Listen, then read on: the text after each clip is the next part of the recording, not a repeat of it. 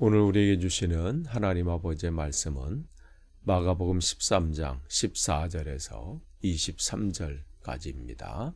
마가복음 13장 14절에서 23절까지 제가 새번역 성경으로 봉독해 드리겠습니다. 황폐하게 하는 가증스러운 물건이 서지 못할 곳에 선 것을 보거든 있는 사람은 깨달아라. 그때에는 유대에 있는 사람들은 산으로 도망하여라. 지붕 위에 있는 사람은 내려오지도 말고 제 집 안에서 무엇을 꺼내려고 들어가지도 말아라. 들에 있는 사람은 제 겉옷을 가지러 뒤로 돌아서지 말아라. 그날에는 아이 뵌 여자들과 젖먹이가 딸린 여자들은 불행하다. 이 일이 겨울에 일어나지 않도록 기도하여라. 그날에 환란이 닥칠 것인데 그런 환란은 하나님께서 세상을 창조하신 이래로 지금까지 없었고 앞으로도 없을 것이다. 주님께서 그날을 줄여주시지 않으셨다면 구원받을 사람이 하나도 없을 것이다. 그러나 주님께서는 주님이 뽑으신 선택받은 사람들을 위하여 그날을 줄여주셨다. 그때 누가 너에게 보아라, 그리스도가 여기 있다, 보아라, 그리스도가 저기 있다 하더라도 믿지 말아라. 거짓 그리스도들과 거짓 예언자들이 일어나 표징들과 기적들을 행하여 보여서 할 수만 있으면 선택받은 사람들을 홀리려 할 것이다. 그러므로 너희는 조심하여라. 내가 이 모든 일을 너희에게 미리 말하여 둔다. 아멘. 마가복음 13장 3절서부터 주님께서 제자들이 질문한 그 마지막 때에 그 마지막 때는 언제고 무슨 징조들이 일어나겠습니까? 그런 질문들을 답을 하시고 저는 앞으로 어떠한 일들이 일어날 것인가? 그러한 때 우리는 어떻게 해야 되나? 이러한 말씀들을 하고 계십니다. 13절에 보면 가증스러운 물건이 서지 못할 것에 선 것을 보거든. 예루살렘 성전에 가증스러운 물건 이렇게 돼 있어요. 그래서 대략 한 두 가지로 보고 있어요. 하나는 알렉산더 대왕 이후로 이제 장군에 의해서 결국은 나라가 이렇게 분할이 돼요. 셀루쿠스나 프톨레마이우스에 의해서 이렇게 되는데 그 중에서 셀루쿠스 왕조 가운데 한 왕이 예루살렘 성전에 제우스 신을 딱 세워놓고 그걸 섬기면서 돼지피로 제사를 드리는 거예요. 이스라엘 사람들에게는 말문이 막히고 있을 수 없는 일이고 그러한 참혹한 일이 벌어지게 된 것이죠. 이게 바로 여기 가증스러운 물건이 서지 못할 것에 선 것이다. 이렇게 보는 견해도 있고요. 또 하나는 AD 66년경에 로마가 예루살렘을 완전히 포위하죠. 그 다음 이제 70년에 완전히 무너뜨려 버리는데 그때 디도 장군이 거기를 점령하고 독수리 문양이 생긴 깃발을 예루살렘 성전에 꽂고 또 거기서 이제 자기 황제에게 이제 제사 지내는 그러한 일들을 또한 이 가증스러운 물건이 서지 못한 것에 선 것을 보거든. 이렇게 또 보기도 합니다. 그도 그럴 것이 누가복음 21장 20절에 보면 지금 이 같은 동일한 이 내용의 성경 구절 그 내용을 또 거기서 얘기하고 있는데 예루살렘이 군대에 애워싸이는 것을 보거든 이렇게 또 얘기를 해서 두 가지가 비슷한 그러한 내용이 될 수 있습니다. 어쨌든 주님께서는 그러한 일들이 일어날 것이다. 그 얘기를 지금 예언하고 계시죠. 그럴 때에 유대에 있는 사람은 산으로 도망해라. 산이라는 것은 유대인의 산에는 동굴들이 많아요. 그래서 그곳으로 피할 전쟁이나 어려움이 생길 때 이제 피하라고 하시는 것이죠. 또 지붕에 있는 사람은 내려오지도 말고 이스라엘의 유대인 그 당시 팔레스타인 지역의 지붕은 평평했어요.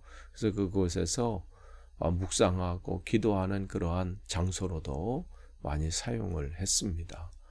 그러니까 그럴 때 다시 뭐 집에 들어가서 뭘 가지고 오려고 내려가지도 말고 빨리 그 옆에 계단으로 해서 도망가라. 또 제 집 안에서 무엇을 꺼내려고 들어가지도 말아라. 보통 피난을 가려고 하면 하나라도 더 챙기려고 하잖아요. 그럴 여유가 없다는 거죠. 빨리 내 생명을 보존하라는 거예요. 또 들어있는 사람은 제 겉옷을 가지러 뒤로 돌아서지 말아라. 이제 전쟁이 일어나고 또 환란이 일어났을 때 겨울에 이 밤을 지새워야 되는데 밤이 그 추위를 이기려면 겉옷이 필수적이에요.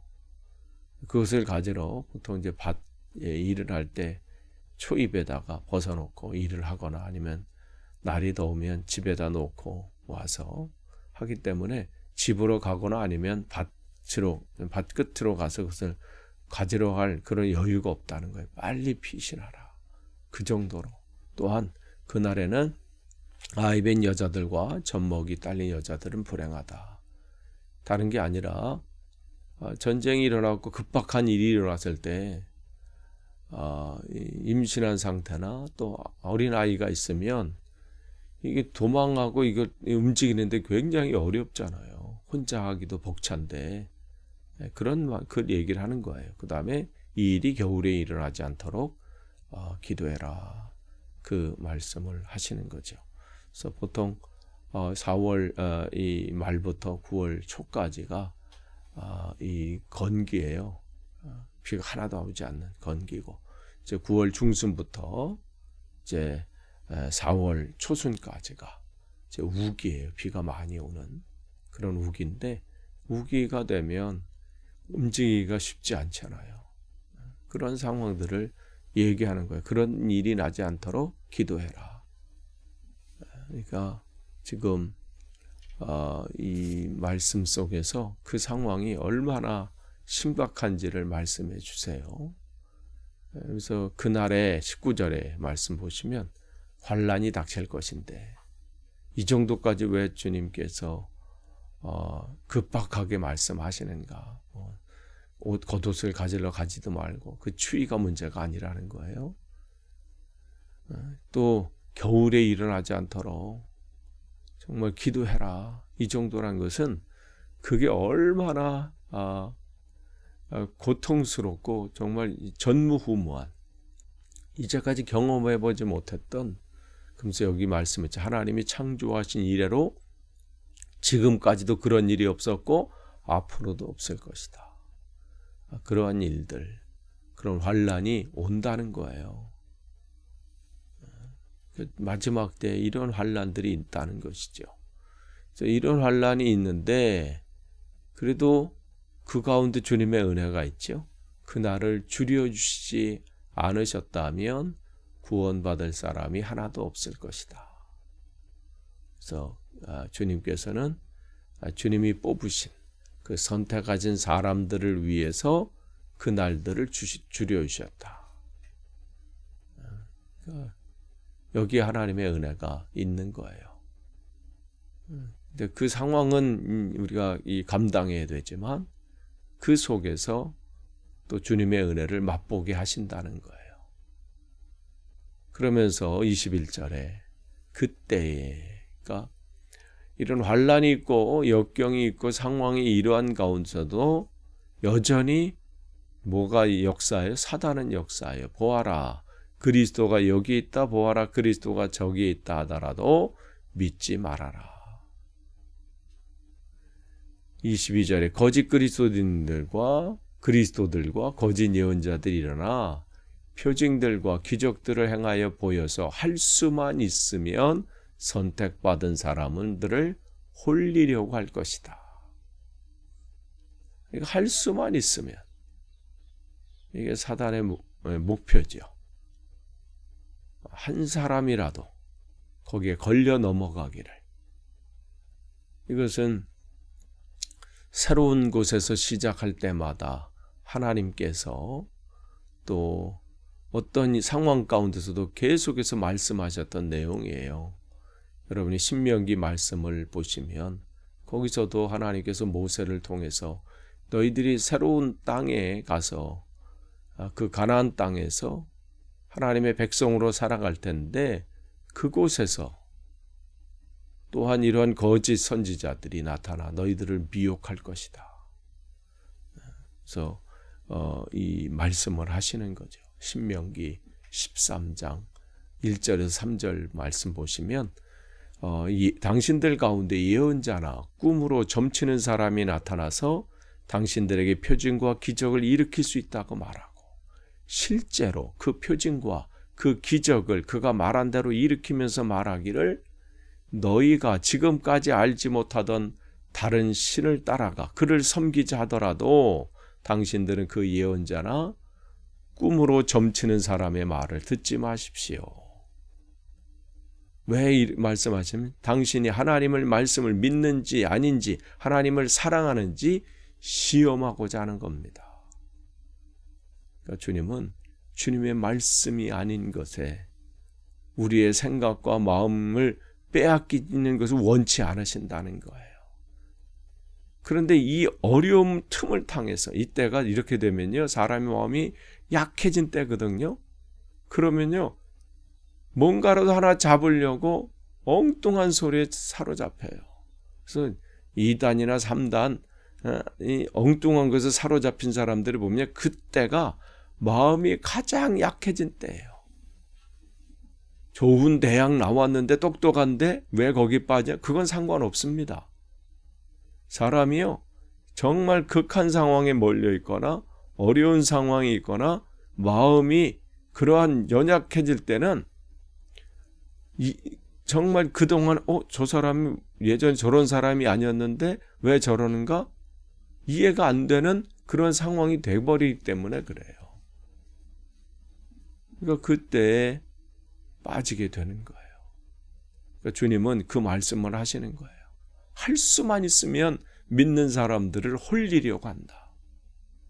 그러면서 23절에 그러므로 너희는 조심해라.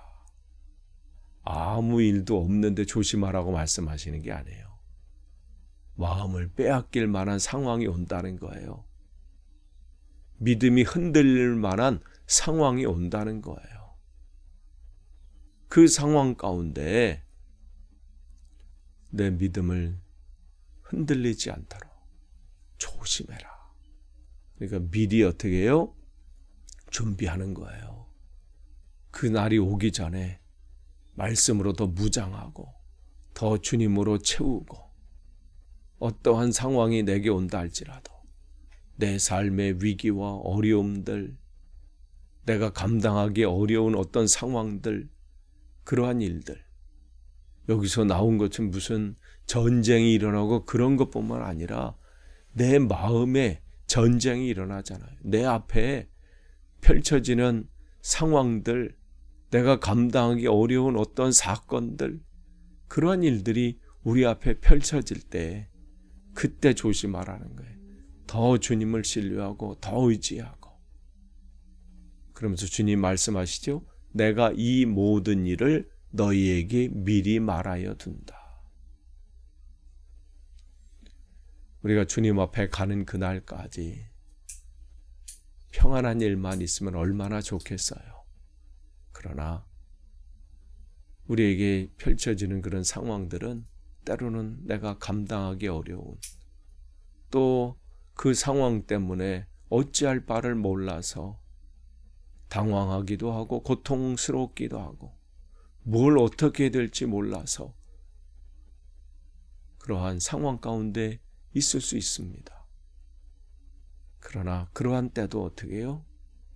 주님께서 택하여 주신 우리들을 붙잡아 주시고 이겨내게 하시고 또한 그를 감당케 하십니다. 그런데 그 가운데 사단도 역사한다는 거예요. 우리를 할 수만 있으면 무너뜨리려고 하고 믿음의 자리에서 이탈하게 하고 떠나가게 하고, 여러분이 그러한 위기 때 더욱더 여러분의 마음을 붙잡고 조심하고 주님을 신뢰하시는 여러분 되시기를 축복합니다. 기도하겠습니다. 하나님 감사합니다. 오늘도 주님께서 주신 말씀을 붙잡습니다.